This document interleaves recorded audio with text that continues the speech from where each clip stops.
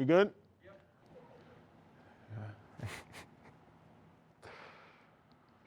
Oh, man. What's happening? All is good. All good.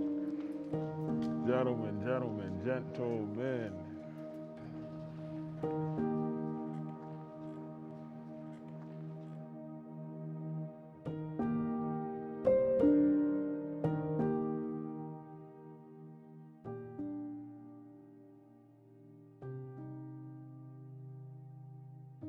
Welcome to another episode of Uncomfortable Conversations with a Black Man.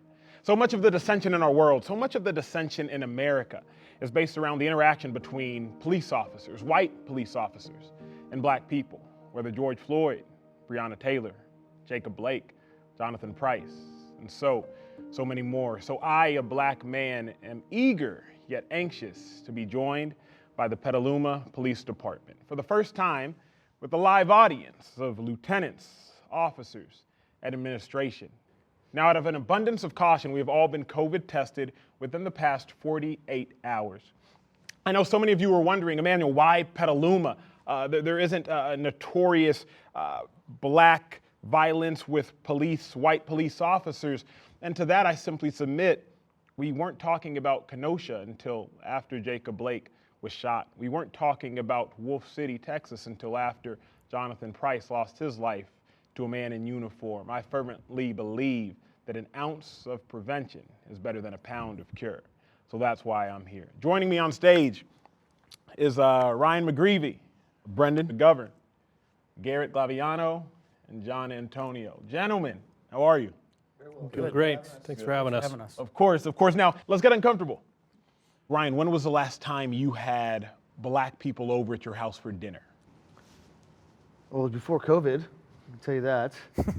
I don't know. I couldn't tell you. Yeah. Yeah. And I'd ask you the same question. Well, like, when was the last time you sat down just to have a conversation with a group of black people, Garrett? I can be honest with you, I don't know that I've ever had a conversation with a group of black people. Yeah, I would say that proximity breeds care and distance breeds fear. Proximity breeds care and distance breeds fear. And I think one of the issues in our society is there's not enough proximity between people who don't look like each other. And because there's not enough proximity, there's a lack of care or lack of empathy. And there is a heightened amount of fear. When you see the things occurring in our world, like what happened with George Floyd, a black man losing his life to these white police officers. When you first saw that video, what went through your mind? I mean, I felt sick. It's difficult to have to show up and know that we get paid to do this, and then having to see what people see on TV, and they don't necessarily see the person, they just see the uniform, and they associate that with us. So every time I see something like that, I know that I'm about to get bombarded by phone calls and text messages about why did this happen, what's going on. Ryan, let me go to you. Is there enough accountability in the police force when mistakes happen? Are they held responsible? That's tough to answer on a national standpoint. I mean, if you look at George Floyd incident, that officer was terminated, arrested, charged like immediately, which I think is appropriate, right? So in that regard, obviously it's a tragic incident and you hope that that doesn't happen. I would say that just generally speaking, yeah, there probably is some issues with officer accountability throughout the country. What does justice look like to you in these situations? I think justice looks like decisive and equal punishment. The issue at hand, I feel like, is that the punishment for officers doesn't necessarily match the crime. If you are caught in a doctor's office and there's malpractice and someone dies, they'll be disbarred. It's not like, I need to know this, I need to know that. It doesn't fit. Whereas instantly, especially right now when we see so many things going on with excessive force over black people, we're instantly like, well, look at his criminal history. Well, he didn't graduate from college. Well, he lied back in 7th grade. It instantly goes to character defamation. Let's see if we can protect the people in the badge. So justice for me just looks like a punishment that fits the crime, because there's always that phrase, who's gonna police the police? And right now the answer has been no one. Brendan, when you see a life or death situation occurred, a death situation occurred on the job, how hard is that to recover from? Whether it's just your knowledge of someone who may have been involved, or if you've personally been involved, how hard is that to recover from emotionally, psychologically? It is incredibly difficult to recover from. Even from that standpoint, I've been doing this for 13 years, I've been in situations, not obviously identical to that, but similar, that's never, ever gonna leave their mind. It's gonna change the outcome of everything they do from this point on. I mean, there are situations where we'll arrest people and they'll die later, and you still, it's your attachment. You brought them to this point, and from my own personal incidents, it's changed me for the duration of my life. I don't ever see it going back. John, you retired from the police force. Do you think that you can ever become desensitized to death wearing a badge? I've thought about this, and I think you feel like you're in control when you're a police officer, but then you don't have control. That's when it really affects you, and obviously kids. Before I had kids, I don't think I would have been affected as bad, but no, I mean, we're human. We don't change and get in our locker at night and sleep there and then jump out, you know? A lot of people think that, you know, Yeah. so.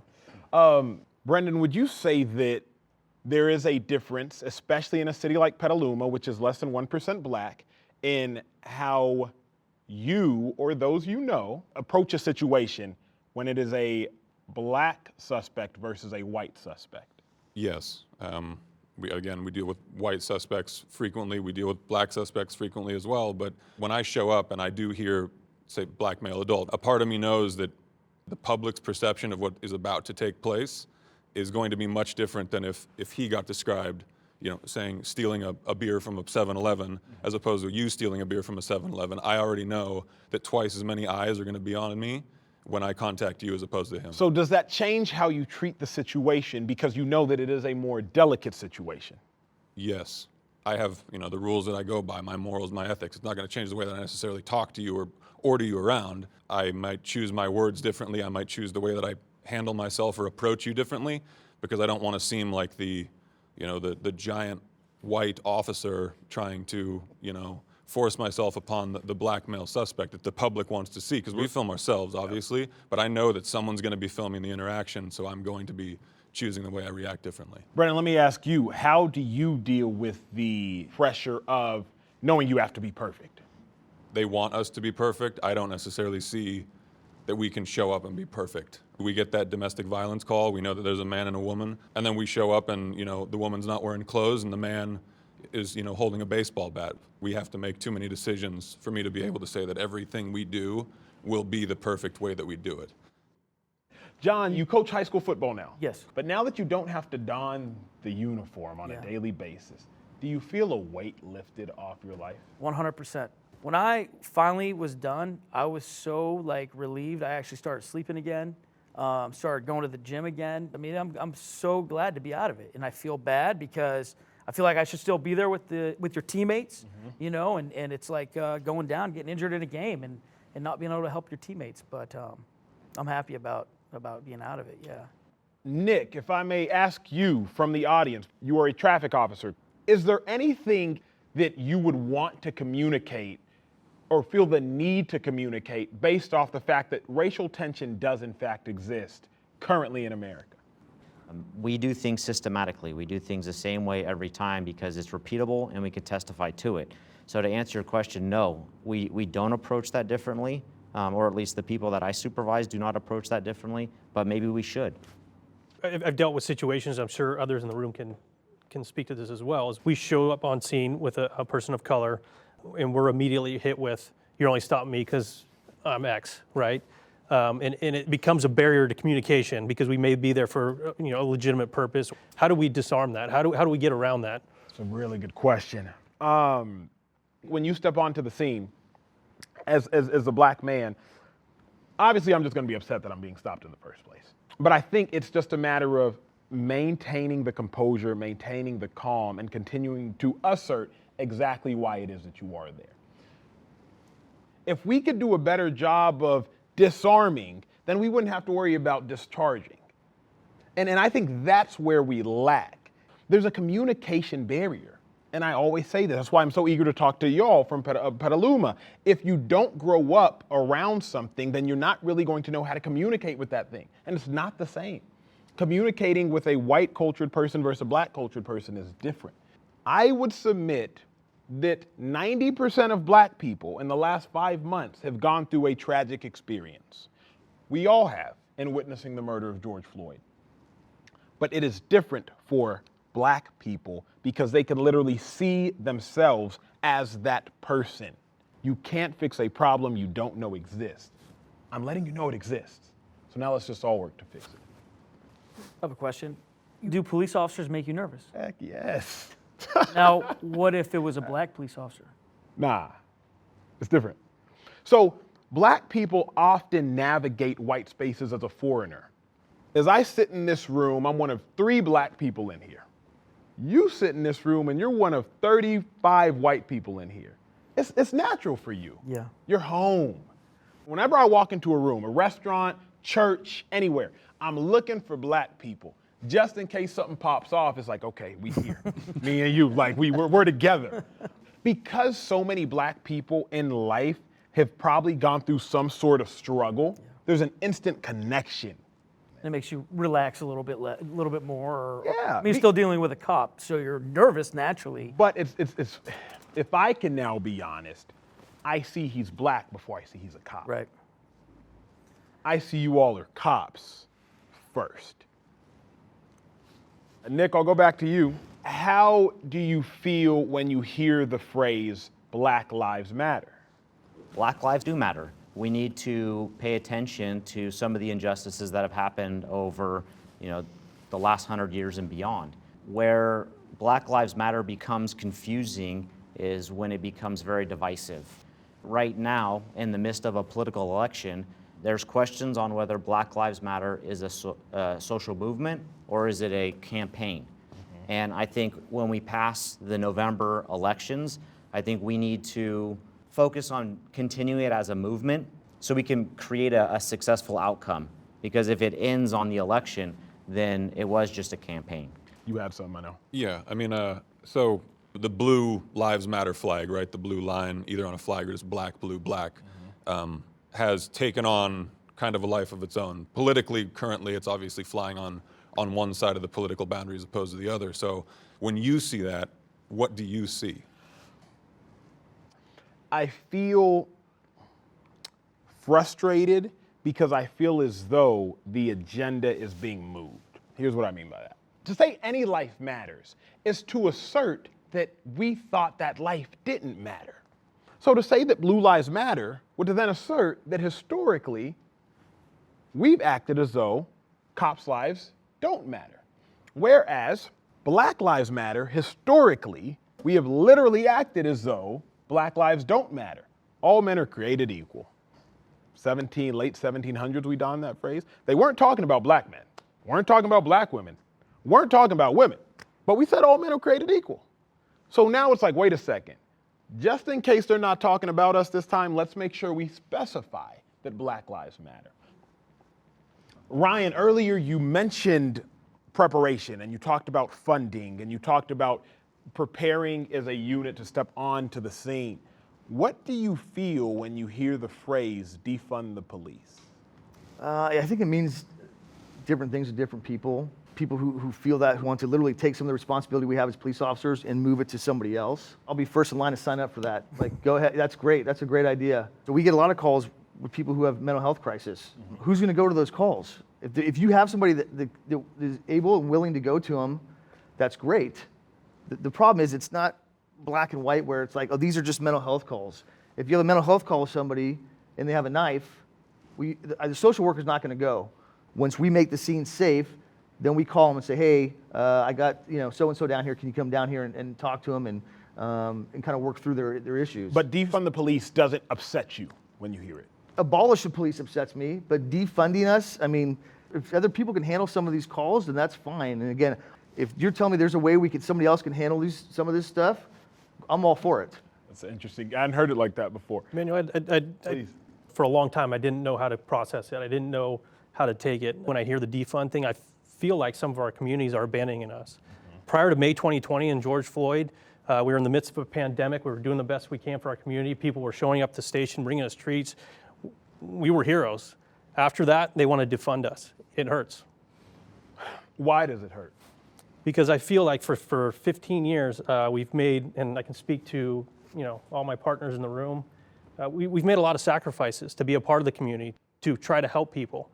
And it felt like people were turning their backs on us. We're not perfect, but I don't think we're at a point where we can just abandon what we've built. We want to be a part of the solution. We understand that the relationships are important, and inherently it's about trust.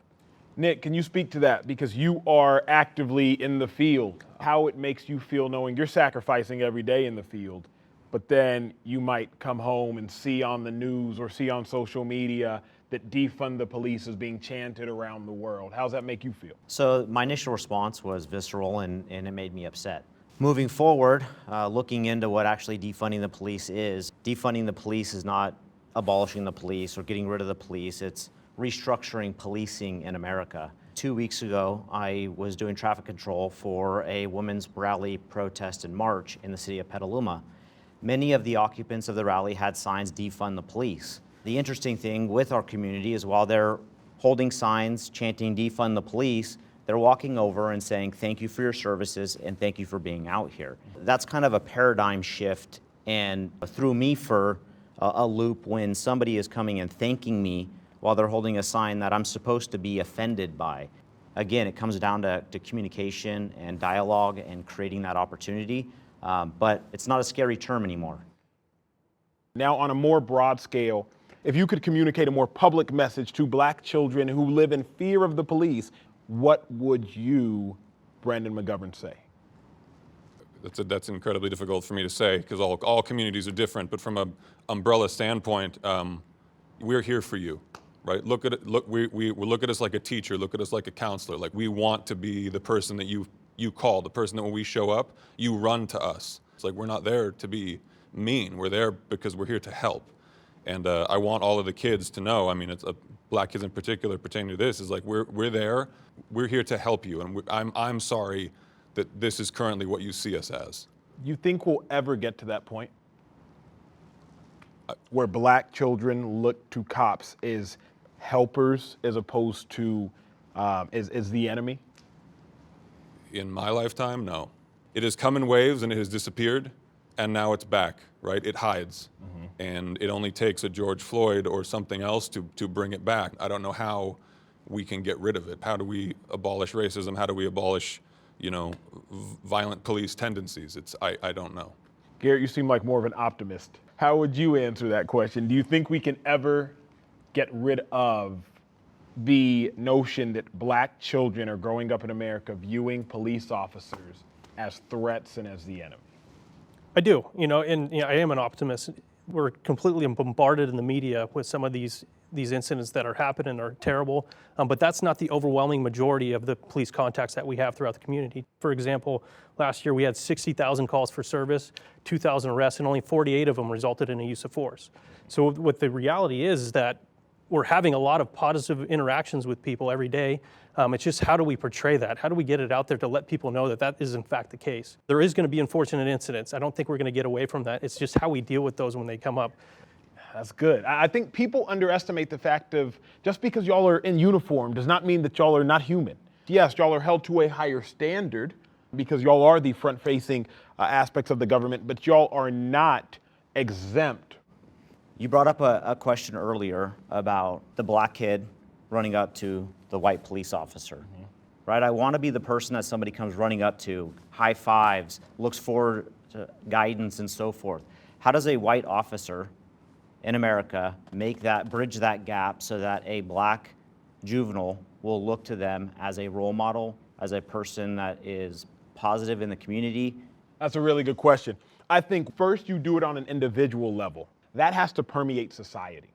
There's a reason whenever you see a cop playing a sport with somebody in the neighborhood, the video goes viral. Because it's like a far-fetched idea. Bad news sells way better than good news.